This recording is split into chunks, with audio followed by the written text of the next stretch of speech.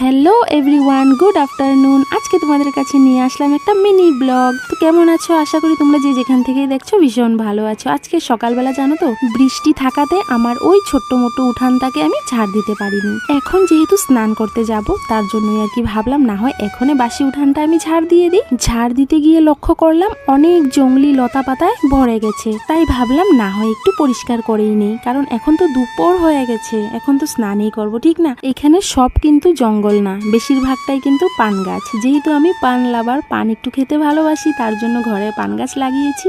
আর যা পান হয় ভালোই হয়, আমার হয়ে যায় আর কি। একটা কথা কি বলো তো, ঘরের ভিতর তুমি যতই পরিষ্কার পরিপাটি রাখো না কেন, ঘরের সামনের দিকটাই যদি নোংরা হয় না, তাহলে কিন্তু ঘরের ভিতর পরিষ্কার পরিপাটি রাখার কোনো মূল্যই হয় না, ঠিক না? সকালবেলায় যেহেতু আমার এই ছোট্ট উঠানটা আমার ঝাড় দেওয়া হয় নাই না, আমি ঘরের ভিতর যতই কাম করছি না, কিন্তু আমার কিন্তু মন ভালো লাগছে না। আমার কাছে লাগছে কখন আমি এসে উঠোনটা ঝাড় দেবো, তারপরে গিয়ে একটু শান্তি পাবো।